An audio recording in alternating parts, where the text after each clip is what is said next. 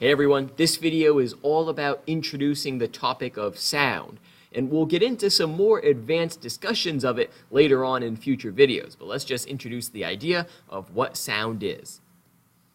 Well, sound is a longitudinal wave, so it's absolutely a wave, and it's a longitudinal, not those transverse types, so those particles are moving parallel to the direction of the wave.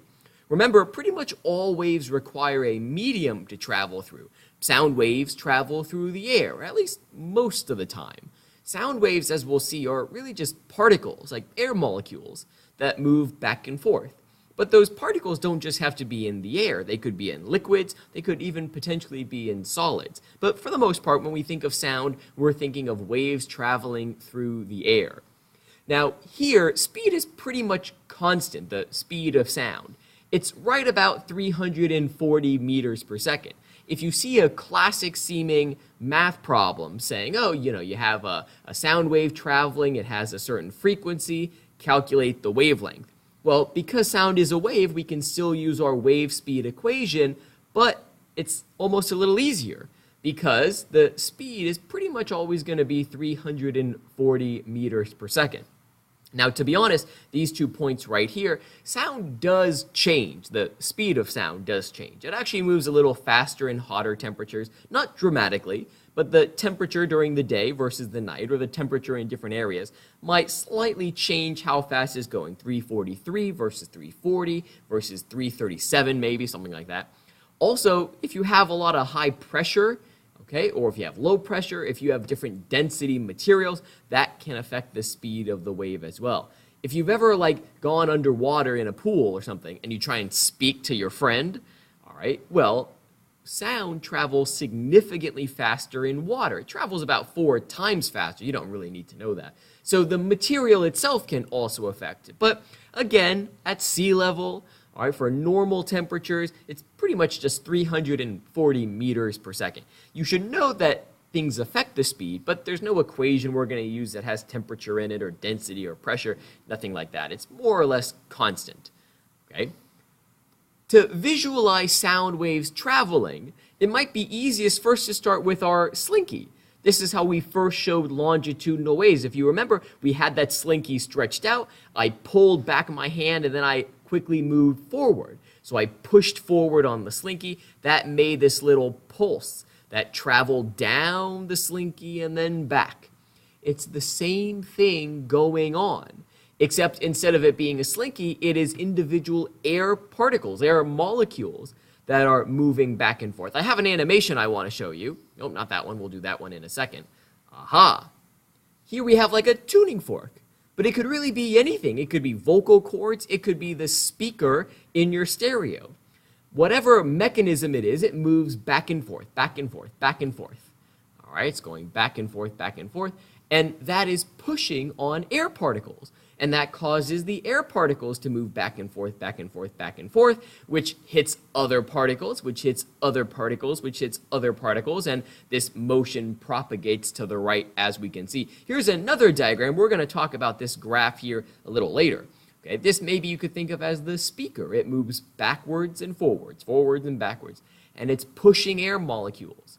And those pushed air molecules collide with other air molecules, which push other air molecules. You get this propagation going.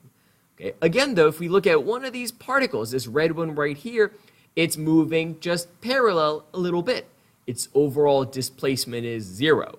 So this is what's happening with vocal cords, with speakers, with tuning forks. It's pushing on air, and you're getting the same kind of effect that you see, well, with our Slinky. Now, to be honest, it's very difficult to visualize these longitudinal waves, whether with Slinkies or with all these dots. The first thing you should recognize is that even though technically sound waves are longitudinal, we very often are going to use transverse waves just to visualize them. All right, I'll show you another example, and I'll talk about that graphic that we had up a little more in just a second.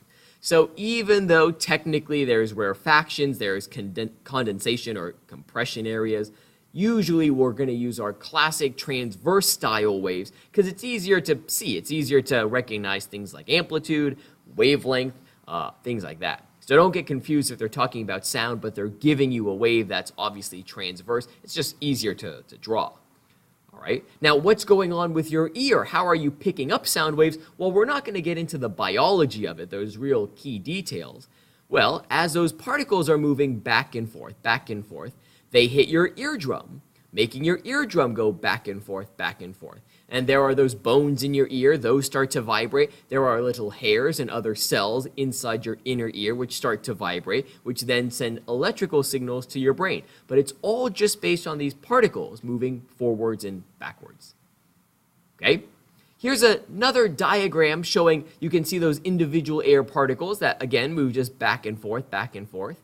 And here's, again, how we can show this just with a transverse wave, a simpler one. We know from here to here is a wavelength, because a wavelength is one spot to the next repeating spot. I have this compressed area. Here's another compressed area. All right. One way we can represent waves of sound are with pressure waves. Now, it's kind of ironic because we're not really going to get into pressure in this class. Pressure is just when there's a lot of particles slamming into each other. So even without getting into technical physics definitions, we can see that when we have all these particles all bunched up, again, I'll go back to my diagram. We see these spots where the particles are all bunched up together. There's higher pressure there. And when there's bigger gaps, like right here, there's less pressure. There's less stuff colliding.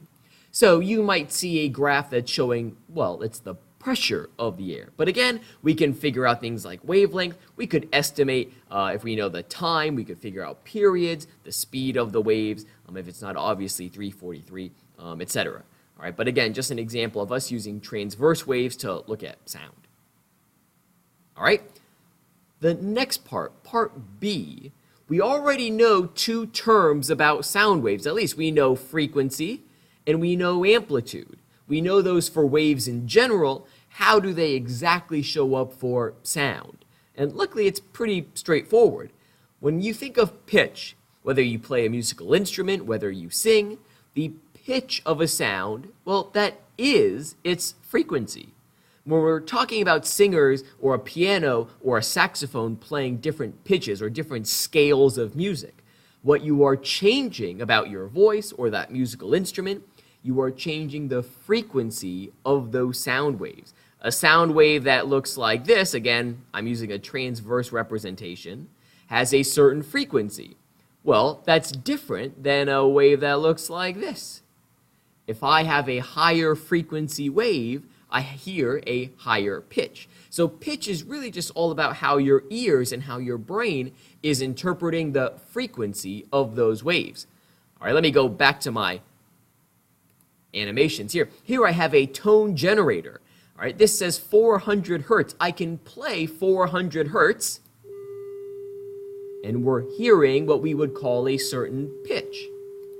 Well, I could stop that and I could go to a lower frequency. Let's try 216. I'm changing the frequency. We hear that as a lower pitch. Ooh. Lower frequency, lower pitch. Let's go to a higher frequency. Let's be a little annoying. Higher frequency, higher pitch. So pretty easy. Pitch is frequency. Frequency for sound waves is the pitch. Next one, the volume, how loud a sound is. I do prefer the term loudness because volume can, of course, mean in math and science, like how much space something is taking up. So it's maybe a funny word to see first, but loudness is more clear. It's more obvious what you're talking about. How loud a sound is, whether it's really quiet or whether it's, well, very loud, the volume of it, that's just based on the amplitude. If I shout louder, if I get closer to the microphone, it's picking up higher amplitude waves. So here's a relatively quiet sound. Here is a significantly louder sound. And to be honest, this should make sense because remember, amplitude determines energy. If I'm shouting, it probably takes more energy. If your speakers at your home stereo are blasting music, they are probably going to slightly increase the utility bill, the electric bill, because they take more energy. The speaker is moving back and forth even more. More work is being done. So volume, it's just based on the amplitude. Okay, so even though these are two terms, pitch and loudness, they're just based on things we already know. based on the frequency of those waves and based on those amplitudes of those waves. Last little diagram I have, it's the same thing that I just drew. I can have waves that are very quiet or relatively loud. For that, I'm looking at the amplitude, how these amplitudes compare. If we're talking about high pitch versus low pitch, well, that's about the frequency. Remember, the speed of these sound waves is pretty much constant. So if you have a higher pitch, you must have a lower wavelength, okay, a smaller wavelength. So here, a smaller wavelength from here to here, this is a smaller wavelength than here. I don't even see the next one. Smaller wavelength, higher pitch. That's why this is clearly a higher pitch, more ups and downs, ups and downs. But again, low pitch, low frequency. High pitch, high frequency. All right, so that's what a wave is, the type of wave it is, how we visualize it. Technically, it's longitudinal, but we'll often draw transverse waves just to make our lives easier.